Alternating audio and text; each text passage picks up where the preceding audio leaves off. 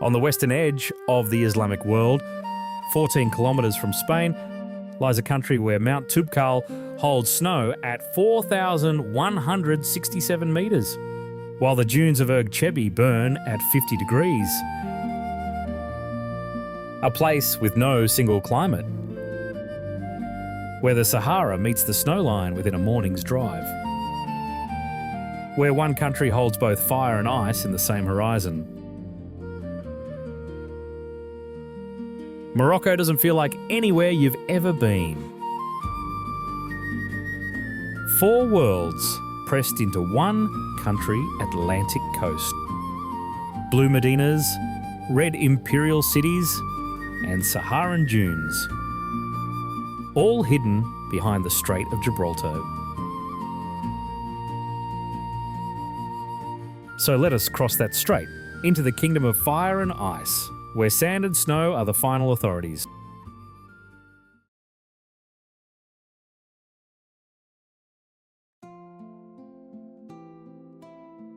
Between the twin peaks of the Rif Mountains, 600 metres above the Mediterranean coast, a town rises from the green slopes, every wall washed in cobalt and chalk. From above, the rooftops form a mosaic of blue and white, terracotta tiles burning quietly between them. It is called Chefchaouen, meaning look at the horns, for the 2 peaks that cradle it. Founded in 1471 by Moulay Ali ibn Rashid as a Berber refuge against the Portuguese.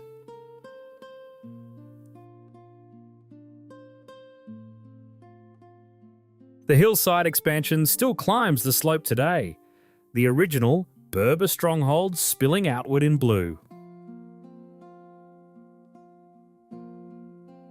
Below them, valleys roll out toward the mountains, the road winding ahead. Descend into the Medina, and the blue takes over. Narrow alleys climb between buildings painted in every shade of indigo, stone staircases worn smooth by centuries of feet. Various theories link the colour to its Sephardic past or to repelling mosquitoes. And locals still repaint the walls every spring with a wash of limestone and indigo.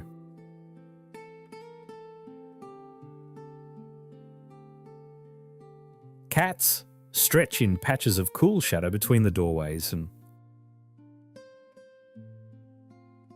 vines spill over arches, mirrors catch the light, and every corner turns the same colour 1,000 different ways.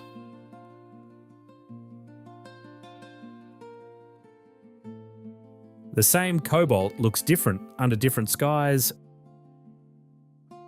When rain sweeps the Medina, the walls deepen into something almost violet, the alleys glistening underfoot, the air thick with the smell of wet stone. Then, before sunrise, the city turns golden along its edges. The cliff above it still dark, the windows lighting up one by one in the cold valley below.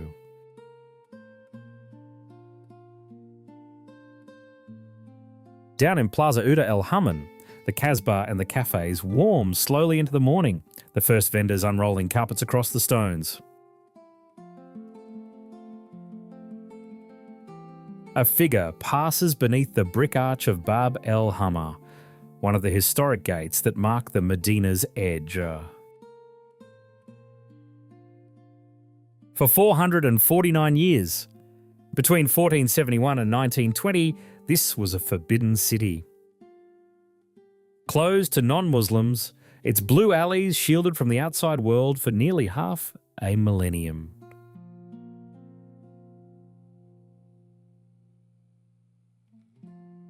The same blue geometry held against the green mountain. A refugee memory, frozen in pigment, kept alive by every spring's coat of fresh limestone and indigo.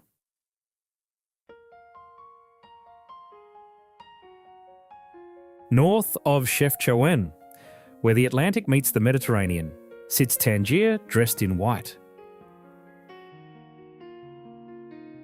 Narrow alleys cut between weathered facades. The arches of the Grand Mosque hold steady.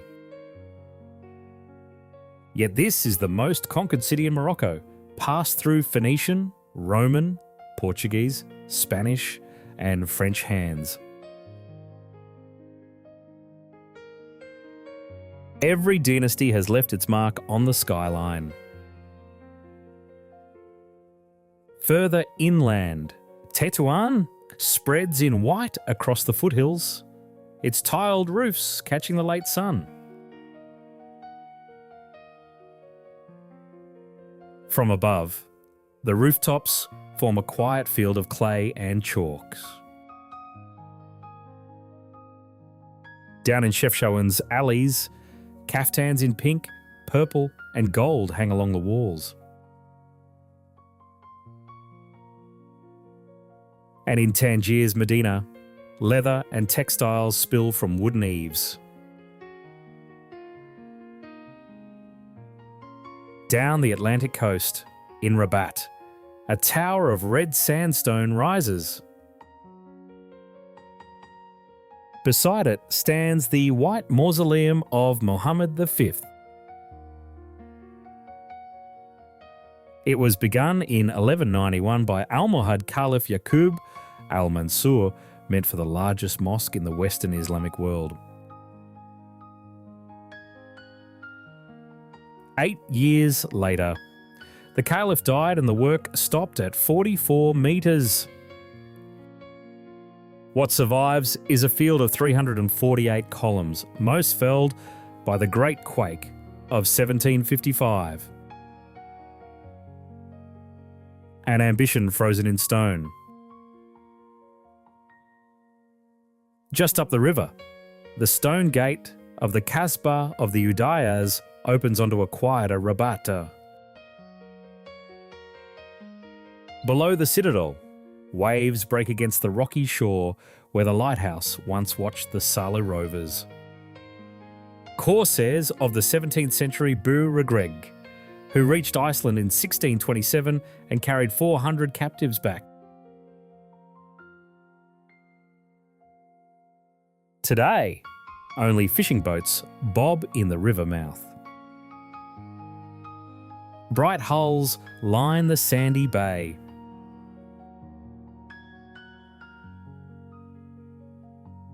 By night, Rabat becomes a city of lights boulevards curving along the river, traffic flowing in long streaks.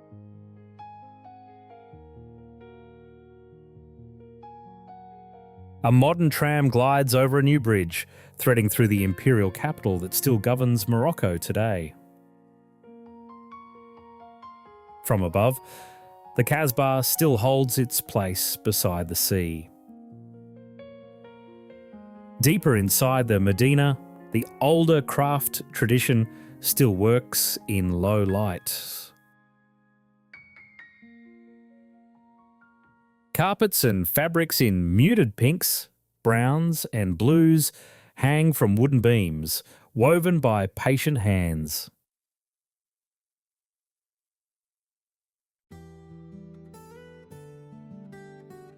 What Rabat began in stone and never finished, Casablanca finished in concrete.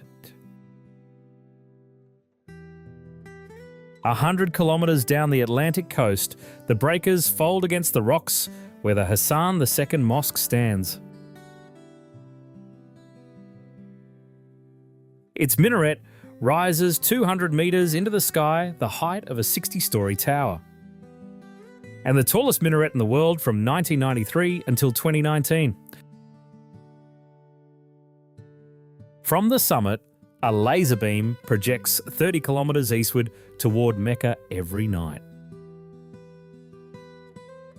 By day, gentle waves roll across its ocean platform. By dusk, the silhouette deepens against a sky thick with cloud. And from above, The courtyard opens like a vast book of geometry across the coast. At the gate, a titanium door opens onto carved stone. Inside, columns climb toward a ceiling painted in vibrant patterns. The mosque was built with cedarwood from the snow-fed Middle Atlas and marble from Agadir on the Atlantic. Materials drawn from Morocco's coldest peaks and warmest shores. A vast floor of marble stretches toward the prayer hall, opening onto the Atlantic where the breakers crash just below. Looking down, the mosque sits against the skyline.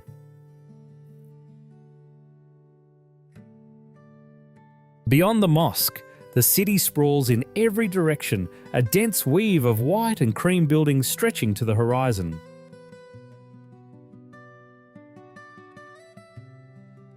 Once a Berber hilltop called Onfa, the city was razed by an earthquake in the 18th century. The Portuguese had named it Casablanca, 2 centuries earlier, the White House.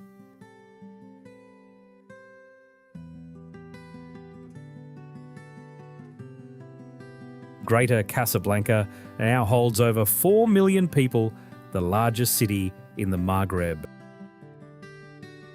Seen from the sky, the old Medina nests beside the new towers. At its edge, the gate of Dar el Makhzen opens onto the older street. Art Deco boulevards cut through the colonial heart, French in design.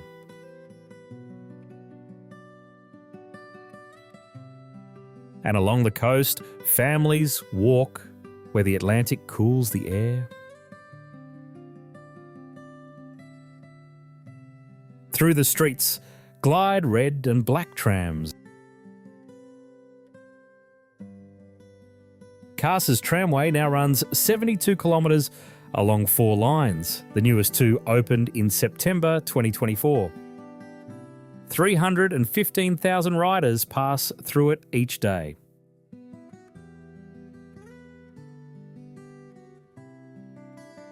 Above them, a cable-stayed bridge arcs over the multi-lane highway. Cars and trucks stream beneath, threading through the modern engine of Morocco. Above the avenues, the colonial apartment blocks still wear their cream and white. And along the boulevards, tree-lined streets carry the rhythm of a working city. By night, Casablanca becomes a constellation. Aerial light spills across the highways, the Hassan II minaret holding watch at the edge of the sea. And down at the harbour, cranes work through the dock. Casa is one of the largest ports on the African Atlantic. By day, container terminals stack the world's freight along the quays. Beside them, colourful wooden fishing boats still come in with the morning tide. Further south along the same coast, the Fare del Hank lighthouse stands above the rocks at sunrise.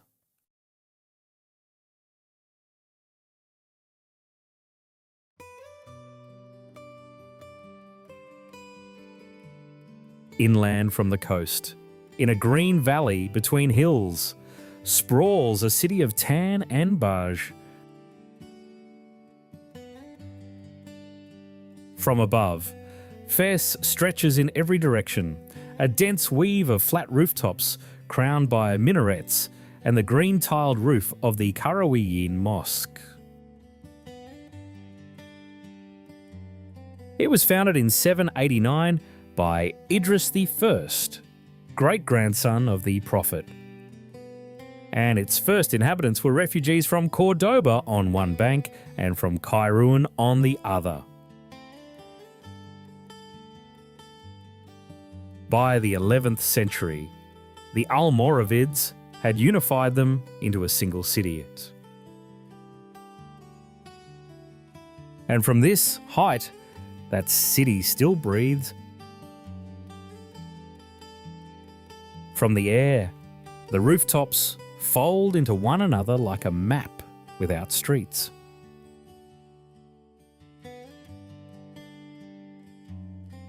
Beneath them runs one of the largest car-free urban zones on Earth. Over 9,400 alleyways threading through 160,000 lives, recognised by UNESCO as a living medieval city.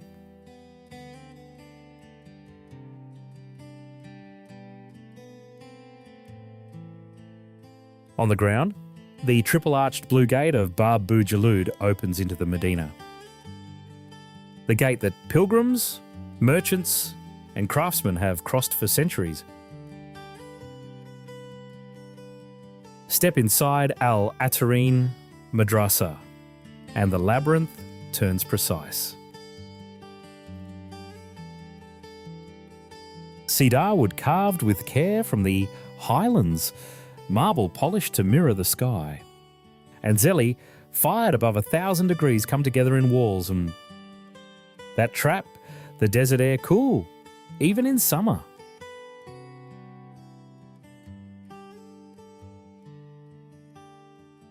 Each room is a small machine of climate, balancing fire and ice in stone.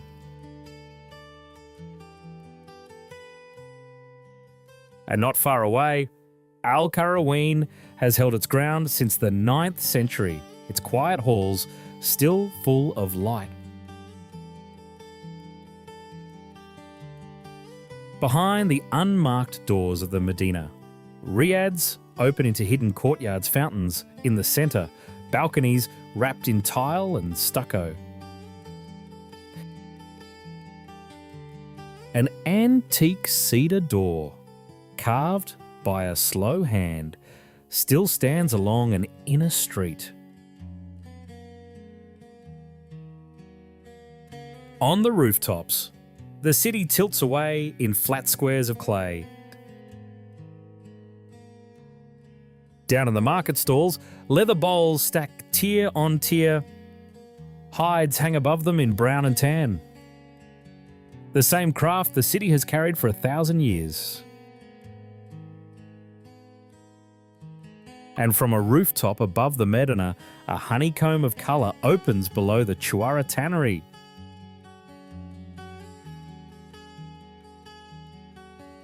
1,200 stone vats are arranged in tiers, fed by gravity from the same river that has supplied them since the 11th century.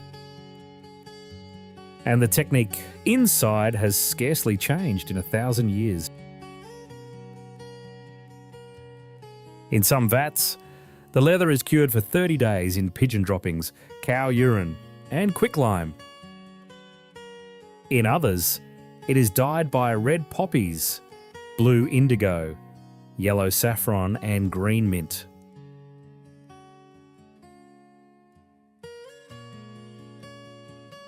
Workers stand waist deep in the pools, chewing mint to mask the stench.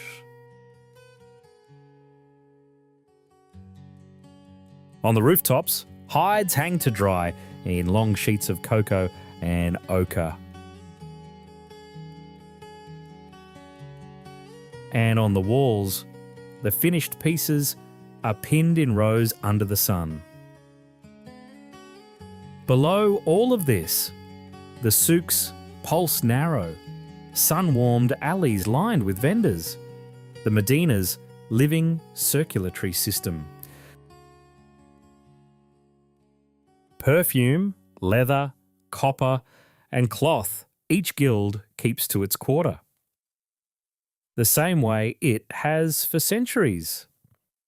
The air thick with spice and the steady murmur of trade. And under the blue gate, a steady stream of feet carries the Medina forward.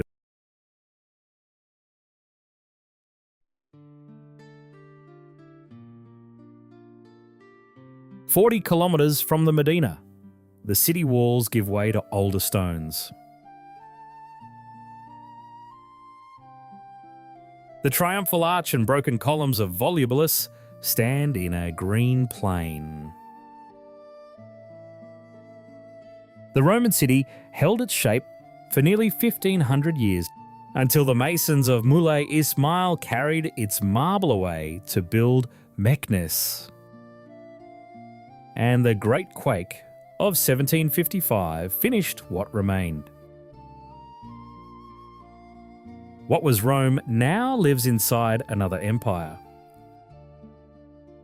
On the way there, the holy hilltop of Moulay Idris rises white against the green slopes.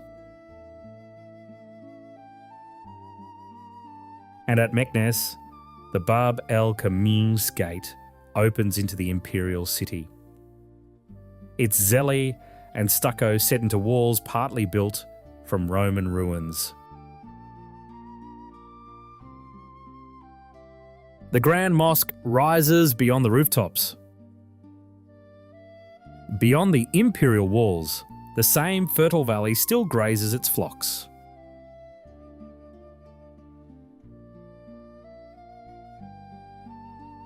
"300 kilometres south of the Roman ruins, the land rises sharply. From above, the Atlas Mountains roll outward in waves of red and brown rock, threaded by winding roads. Clouds catch on the higher ridges, and lush green valleys open between them.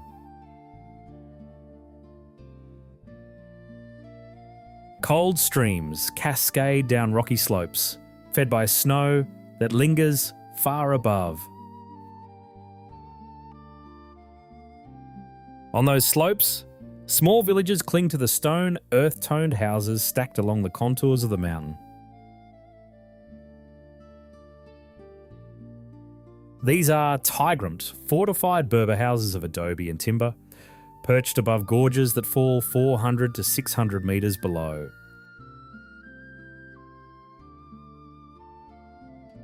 They were built by the Masmuda, the same Berber confederation that, in the 12th century, founded the Almohad dynasty, whose empire stretched from Spain to Senegal.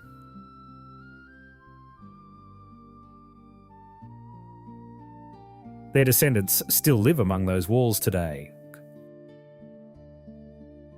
A donkey wanders past a peach-coloured farmhouse along a dirt road. And in the river valleys below, palms and cultivation soften the rocky ground.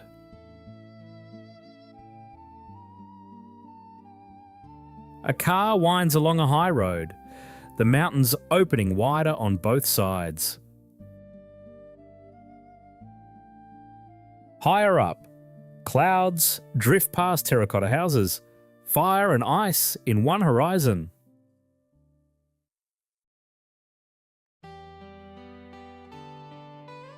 Deeper into the mountains, the snow becomes a waterfall. From above, water spills in 3 great tiers down the rust-coloured cliffs of Uzud. It plunges around 110 metres in total, the highest waterfall in North Africa. Every drop is Atlas snowmelt, carried down by the Wadi El Abid, Arabic for the Slaves River, a name that older travellers carry through these gorges.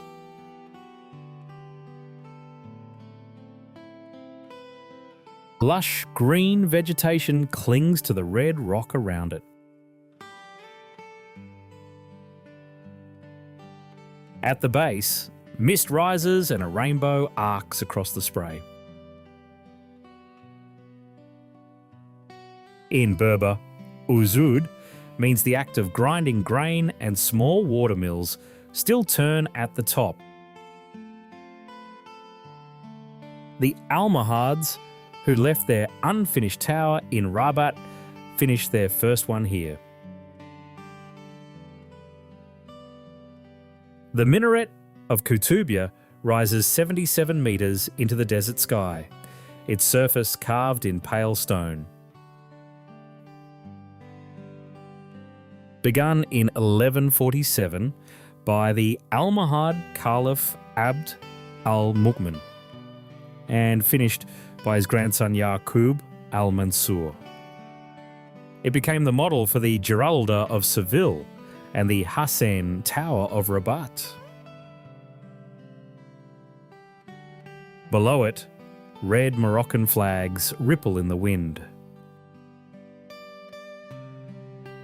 And from above, the Medina spreads outward in a sea of warm, brown rooftops at sunset. 400 years later, a different empire built its monument here.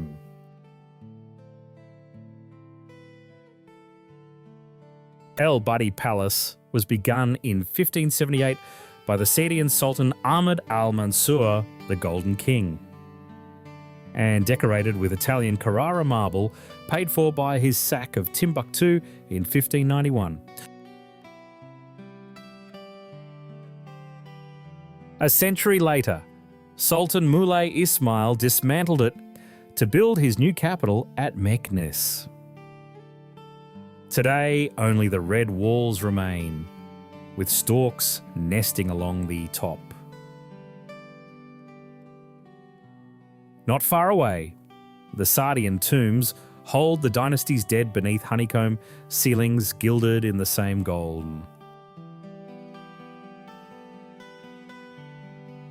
Their inner chamber rests under 12 marble columns shipped across the Mediterranean. And from above, the streets of Marrakesh wind on, layered with everything the city has been. Across the Medina, Bahia Palace opens onto a sunlit courtyard. Its oldest rooms were finished in 1867 by Sai Musa, a former slave who rose to Grand Vizier under Sultan Hassan I, whose architects popularised stained glass in elite Moroccan interiors.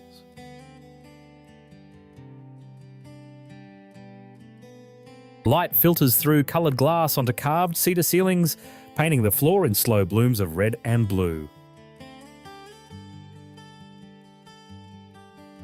Beyond the imperial walls, Jardin Majorelle wraps itself in a deep, almost electric blue. It was painted in the 1920s by the French artist Jacques Majorelle as a cool foil to the red ochre city around it. The shade itself, Majorelle Blue, is now closely trademarked.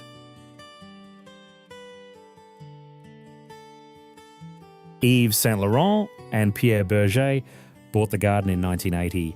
YSL's ashes were scattered among the bamboo and cacti in 2008. By sunset, the whole city pours into Jema El Fnas.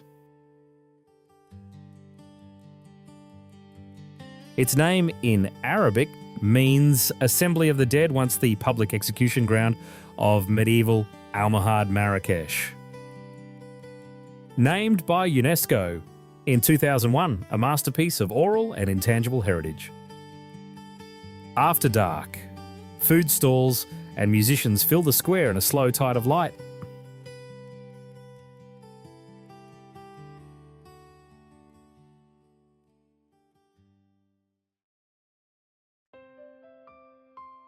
From rooftop to alley, the city's pulse changes.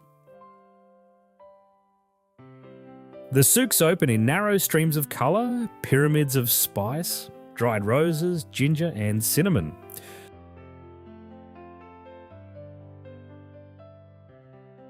The plan itself dates to the 12th century Almoravids, when each trade was given its own street.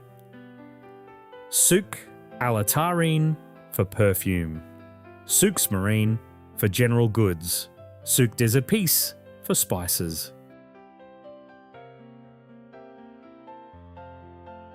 Camel trains once unloaded sub-Saharan cloves and Yemeni myrrh into the same lanes. Overhead, dyed yarns hang in reds, blues and yellows. Beyond the spice stalls, the alleys fill with people. Greater Marrakesh draws over 3 million visitors a year. And the Great Square gathers crowds of up to 100,000 by evening. One of the densest public squares anywhere in the world.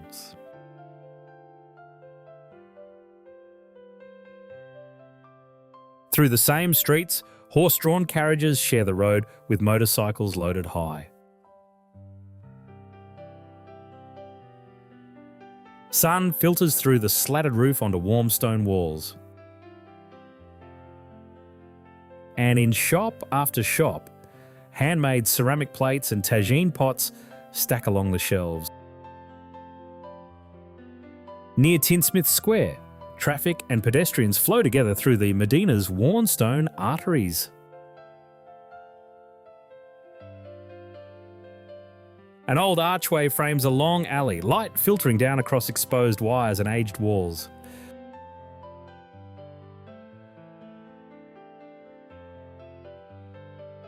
And inside a small shop, an artisan moves a wooden loom back and forth, weaving the same threads his ancestors wove 400 years ago.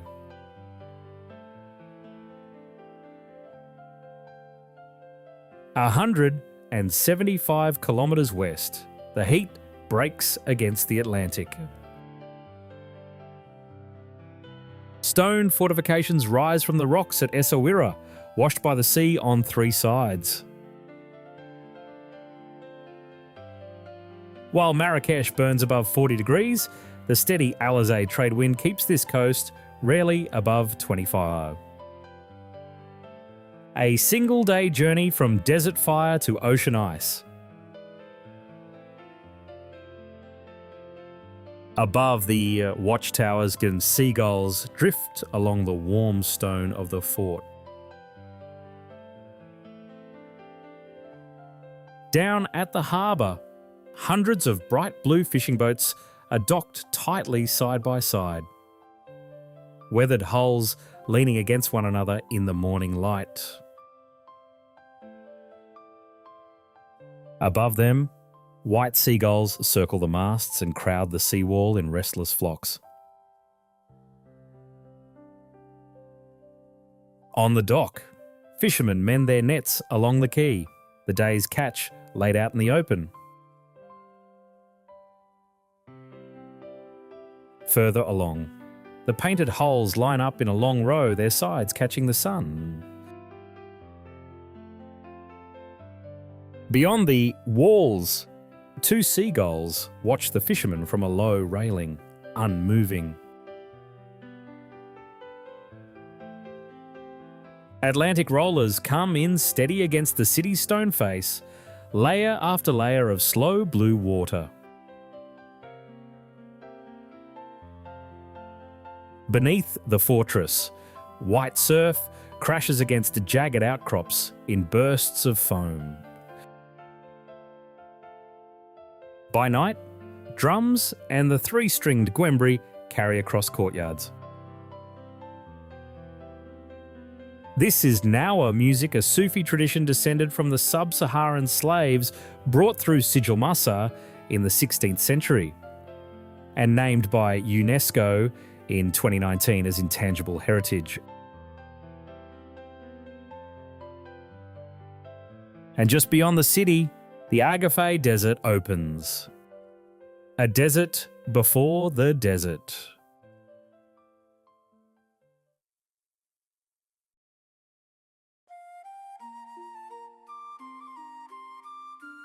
The same Tizi Ntichka pass that carried medieval caravans now carries us south.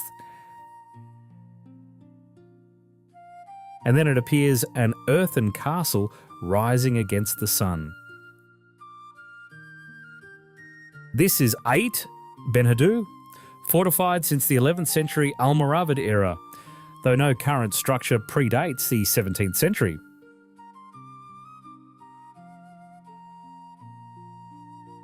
Its towers are built of mud, straw and lime, the same Berber rammed earth technique used here for nearly 1,000 years. UNESCO listed it in 1987 as a heritage of all humankind. Crenellations crown the highest towers, small windows watch the valley below. And as the day turned on, the earthen walls deepen from ochre to copper to deep brick red.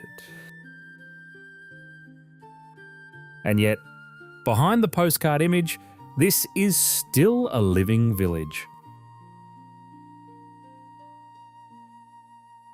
In the 1940s, more than 90 families lived inside the old Qasr. Today, only about 5 remain within the ancient walls. Concrete is strictly prohibited inside the heritage zone. Every time the rains come, the walls are repaired the old way with fresh layers of mud, straw and lime pressed by hand. It is one of the few places on Earth where a UNESCO monument is also a workshop, kept alive one wall at a time. There is another reason the world already knows these walls. Ait Ben Haddou is the most filmed location in Morocco. It first appeared in David Lean's Lawrence of Arabia in 1962, then in The Last Temptation of Christ in 1988. It became Rome's frontiering gladiator in 2000, and many villagers were cast as extras. And Babel filmed here in 2006. Game of Thrones digitally extended the Qasr in 2012 to become the slaver city of Yunkai.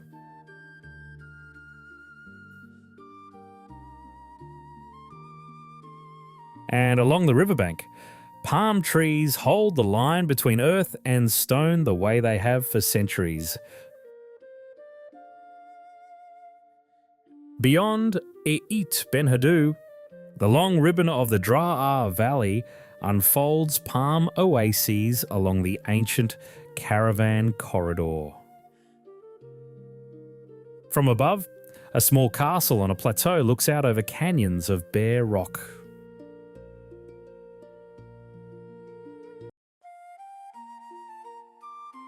And further south, an old Kasbah at Meski waits in dust and silence. And then the dunes. Erg Chebi rises in a long wave of orange sand from the flat stone plateau, climbing 150 metres before falling away again. In summer, this furnace burns to nearly 50 degrees by day. On winter nights, it falls towards zero, a 50-degree swing within a single grain of sand. Berber legend says these dunes were divine punishment for villagers who refused shelter to a weary traveller. Pink at dawn, gold at noon, deep red as the sun goes down.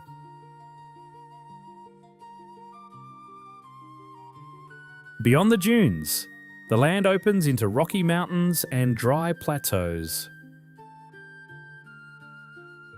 This single region stretches from the snow-capped high Atlas above 4,000 metres down to the Sahara's edge below 800. Morocco's vertical climate gradient from ice to fire, all within one administrative line.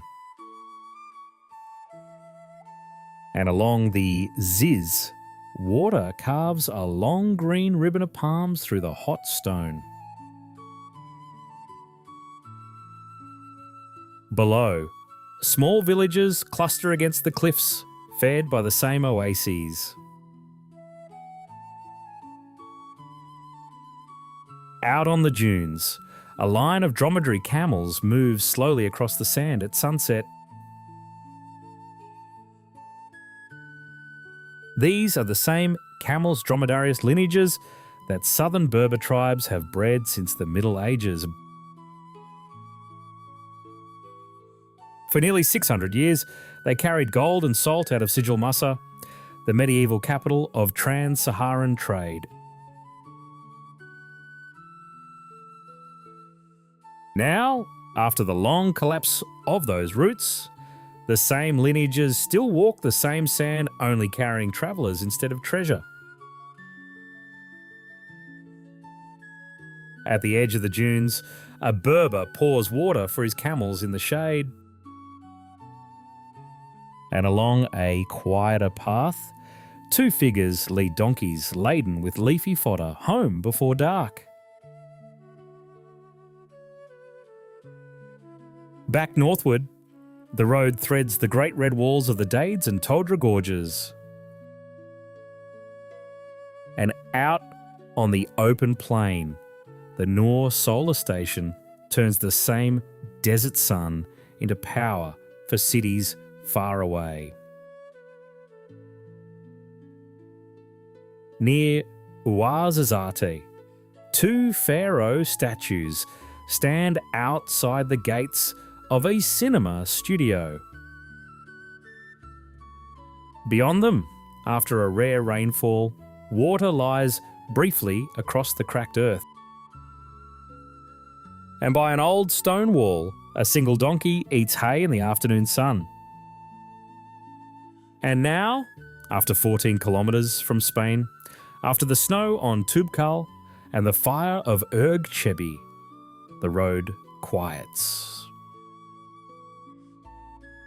Blue houses in the reef, the green-tiled mosque above V, the Hassan Tower waiting for a roof that never came. The dunes shifting one grain at a time.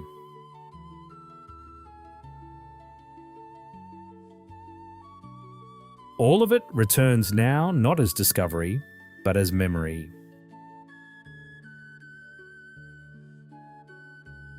Morocco is a kingdom of fire and ice, where snow-fed cedarwood from the Middle Atlas became the cradle of imperial mosques in the desert below. It is a country built largely by exiles, Cordoba, Granada, the Moriscos, whose memory still walks the streets of Tetuan in 16th century Spanish,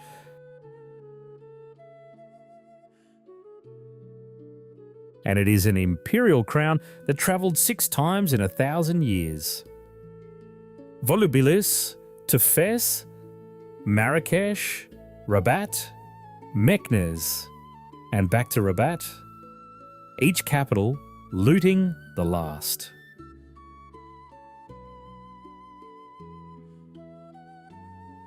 Morocco does not have one identity. It has layers, and each layer remembers the one beneath. Morocco does not end where its borders end. It ends where memory does. Thanks for watching. See you on the next journey.